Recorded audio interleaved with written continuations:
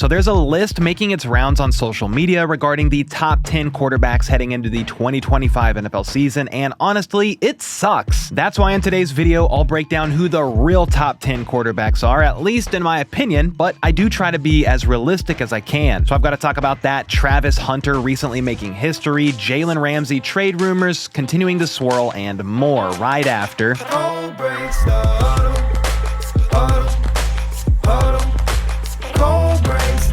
Alright, first up, the Jacksonville Jaguars and Travis Hunter just made history with his rookie contract. Yesterday evening, he officially signed his 4-year deal with the team, which is $46.65 million fully guaranteed. That part we knew, since the total value of rookie contracts are predetermined by where the player gets drafted. What's historic about it, though, is that he received his entire $30.57 million signing bonus up front. He's the first non-quarterback not drafted first overall to get his full signing bonus paid completely up front. It's been a pretty pivotal offseason for rookie contracts. Texans receiver Jaden Higgins and Browns linebacker Carson Schlesinger were the first second-round picks to receive fully guaranteed contracts in NFL history, and now we saw another historic precedent with Travis Hunter's rookie deal. It was kind of funny because when the Jags announced the signing, they actually made 2 separate announcement posts, one listing him as a wide receiver, then the other listing him as a defensive back. The team certainly has high hopes for him, and they do plan to utilize him on both sides of the field. 13-year-old GM James Gladstone even said recently that he believes Travis Hunter could play an entire game on both sides of the field if he had to. That's not necessarily their plan. I mean, I hope not. He did say that his usage will be a game-by-game basis, but it's clear that they plan on using him on both sides of the ball quite a bit, in theory. I just hope that his body holds up and he stays healthy enough to enjoy a long, successful career, because he's going to be a lot of fun to watch as the years go by. Next up, it appears we're getting closer and closer to a Jalen Ramsey trade. This has been an ongoing situation since before the draft, when it was reported that Ramsey and the Dolphins mutually agreed to part ways and explore trade options. Ramsey was clear from the beginning that he prefers to be traded to a contender, and this most recent report gives us an even better idea of exactly where Ramsey hopes to end up. Adam Schefter recently said that he expects a trade to happen before training camp, so within the next month or so, and that Ramsey prefers to play for a West Coast team. So West Coast contender, that leaves pretty much the Rams, Chargers, and 49ers. A lot of people have pointed to the Rams as a likely destination given the fact that he played 4 seasons there and won a Super Bowl with them. Well, Sean McVay was asked last week about potentially acquiring Ramsey via a trade, and while he said he wouldn't rule anything out, there are, quote, some obstacles that are real that are in the place of maybe preventing that from occurring. I mean, look, even if he wanted the trade for Jalen, he's not just going to come out and say, oh yeah, we're going to go get him next week. The trade's in the works right now. Nah, he has to play it cool with the media in order to maintain leverage in trade negotiations. After all, Miami is probably eager to get a trade done more than anyone else. They've made it clear that Ramsey isn't coming back, and it's been reported that he and Mike McDaniel's relationship is irreparable. 2 offseasons ago, the Dolphins sent the Rams tight end Hunter Long and a 3rd-round pick for Ramsey, but with him now being 31 years old, plus everyone knowing the Dolphins are set on trading him, it feels like a long shot that he brings in anything close to what Miami had to pay to get him in 2023. Once a trade is completed, though, the Dolphins will save nearly $10 million in cap space, which they could use, as they rank 27th in available cap space right now. Ramsey is under contract through 2028, and while his cap hit for this season is over $16 million, he has no guaranteed money left on his contract after that. So if for some reason Ramsey doesn't work out with whatever team ends up trading for him, it wouldn't be difficult to cut ties with him next offseason. So I'll be curious to see where Ramsey ends up, because now that Jair Alexander signed with the Ravens, Ramsey is one of the most quality corners still available should a team have a great enough need. Moving on though, Netflix just released the trailer for season 2 of Quarterback, and I've got to say, it looks pretty good. The series will premiere on July 8th, so in just a couple of weeks, which is right in time to help us get through the dog days of the offseason before training camp starts. As far as who's in it this year, it features Joe Burrow, Jared Goff, and Kirk Cousins again. Certainly an interesting choice since he was in the first one, but I guess they thought Kirk O'Chains was pure cinema. Cameras followed each of these guys around for all of the 2024 season, and I've got to imagine the year did not go how Netflix hoped it would when they chose these guys. Joe Burrow did have a phenomenal individual season, but their defense was suspect and they missed the playoffs entirely. Jared Goff and the Lions had huge expectations coming into the season. They got even higher in the playoffs after they finished 15-2 and secured the 1 seed, but they proceeded to get smoked by the Commanders at home in the divisional round. Let's be honest though, that defense was so banged up for Detroit, I'm surprised they even made it that far. Then Kirk Cousins, of course, led the league in turnovers and got benched late in the season for Michael Penix. And seeing how Kirk handles the Falcons drafting Penix shortly after signing him to that multi-year deal and then ultimately benching Kirk for Penix during the season should be very intriguing indeed. So there's plenty of reasons to watch it, but I'm assuming Netflix thought at least one of these quarterbacks would go a bit further in the playoffs than they did. It's just tough to top season 1. One of their quarterbacks went all the way, won the Super Bowl MVP, and even got league MVP. It's probably not going to happen again. Now, speaking of quarterbacks, I want to talk about this top 10 quarterbacks list that's been floating around online from Charles MacDonald of Yahoo Sports. Here's his list in order: Patrick Mahomes, Lamar Jackson, Josh Allen, Joe Burrow, Justin Herbert, Matt Stafford, Dak Prescott, Geno Smith, Jordan Love, and CJ Stroud.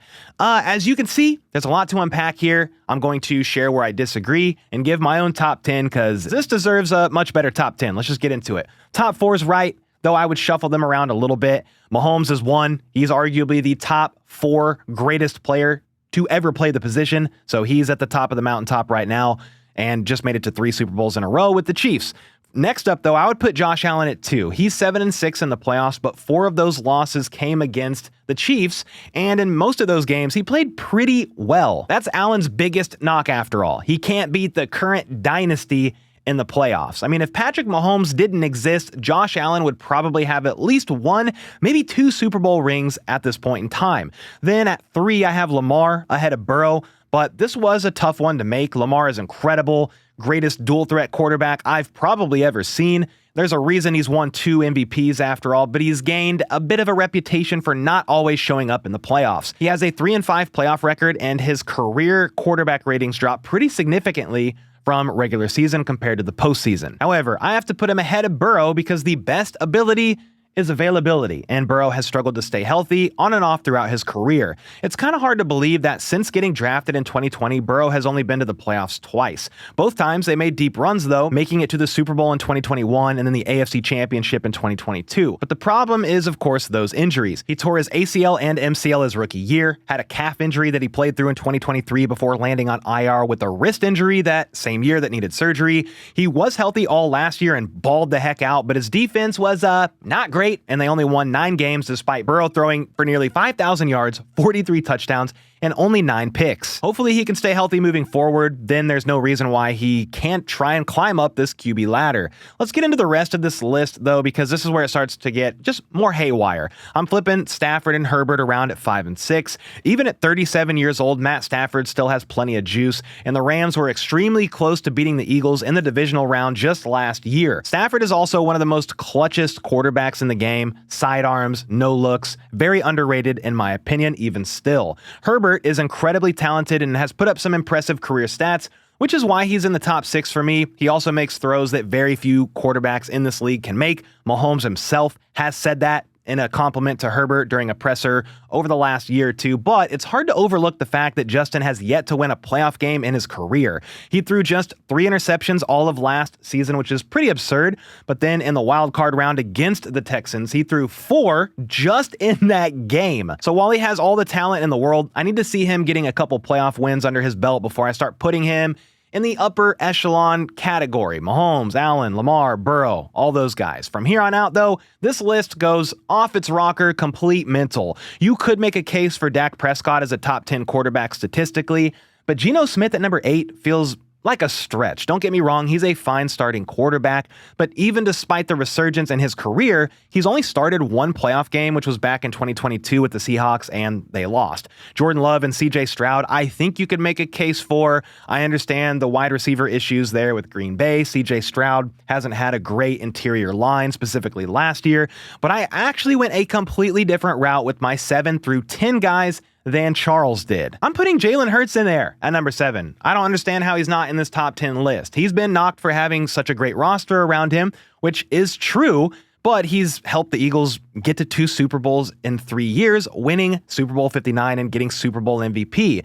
And while he was just 22nd in pass attempts last year, he was 4th in yards per attempt, which means he was effective when he did throw the ball. It helps having the scariest running back in all of football behind him to keep defenses extremely honest, but still, to leave Jalen Hurts off of the top 10 entirely feels a bit absurd. After all, he's dynamic as a dual threat as well, and love it or hate it, he's a big reason as to why the tush push is so successful. Then at number 8, I'm fully buying into the Jaden Daniels hype despite it being a bit of a small sample size.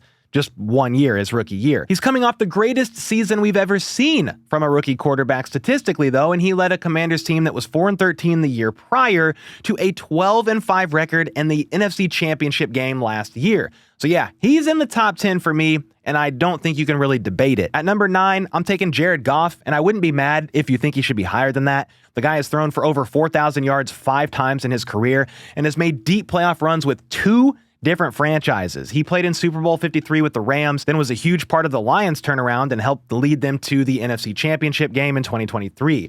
And for my final pick, you really could go a lot of different directions here, but I personally am going to roll with Baker Mayfield. He proved that his 2023 season was no fluke by coming out in 2024 and throwing for 4,500 yards and 41 touchdowns. The Browns never should have gotten rid of this man. Let's keep it a buck. In 2020, he led them to their first playoff win since 1994, but they still shipped him out to Carolina after the following season. The Baker Mayfield resurrection has been one of my favorite storylines to follow over the years, and based on his level of play, he's in the top 10 for me. But hey, that's just my list.